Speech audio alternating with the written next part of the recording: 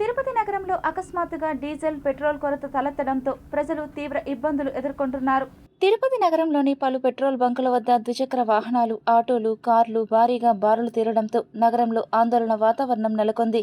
పలు ప్రాంతాల్లో ఉదయం నుంచే ఇంధనం కోసం వాహనదారులు క్యూలో నిలబడగా కొన్ని చోట్ల గంటల తరబడి వేచి చూడాల్సిన పరిస్థితి ఏర్పడింది.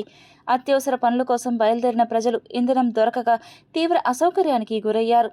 ఆటో డ్రైవర్లు, క్యాబ్ డ్రైవర్లు తమ దినసరి ఆదాయంపై ప్రభావం పడుతోందని ఆవేదన వ్యక్తం చేస్తున్నారు. ఇంధన కొరతకు గల కారణాలపై వివిధ వాదనలు వినిపిస్తున్నాయి.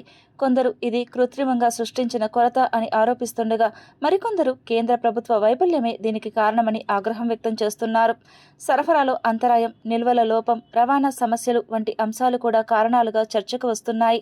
ఇదిలా ఉండగా అధికారుల నుంచి స్పష్టమైన ప్రకటన లేకపోవడంతో ప్రజల్లో మరింత అనిశ్చితి నెలకొంది. కొందరు వాహనదారులు అవసరానికి మించి ఇంధనం నిల్వ చేసుకునేందుకు ప్రయత్నించడం కూడా పరిస్థితిని మరింత క్లిష్టం చేస్తున్నట్లు తెలుస్తోంది. సంబంధిత అధికారులు వెంటనే స్పందించి సరఫరాను సాధారణ స్థితికి తీసుకురావాలని ప్రజలు కోరుతున్నారు.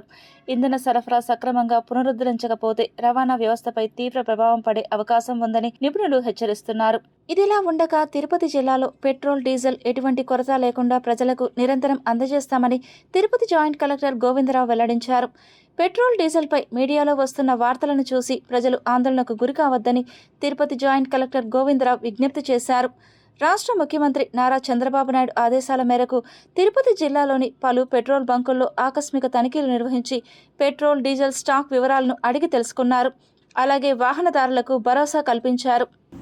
ఈరోజు మనం ఈ డీజిల్, పెట్రోల్ కొరత అనే ఒక సోషల్ మీడియాలో వస్తున్న దానిపైన మనం ఫీల్డ్లోకి వెళ్ళి చూసిన తర్వాత గవర్నమెంట్ ఆదేశాల ప్రకారం, కలెక్టర్ గారి ఆదేశాల ప్రకారం మనకి ఇక్కడ ఈరోజు press and print and electronic media conference meeting అనేది పెట్టడం జరిగింది.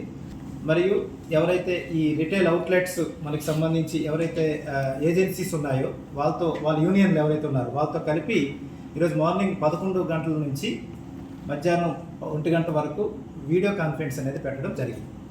వీడియో కాన్ఫరెన్స్లో కూడా వెరీ క్లియర్ ఇన్స్ట్రక్షన్స్ అనేవి ఇవ్వడం జరిగింది. ప్రధానంగా ఎవరైతే పెట్రోల్ బంకుల్లో కానీ దీనికి సంబంధించి పెట్రోలియం, డీజిల్ కొరత అయితే లేదు మన రాష్ట్రంలో.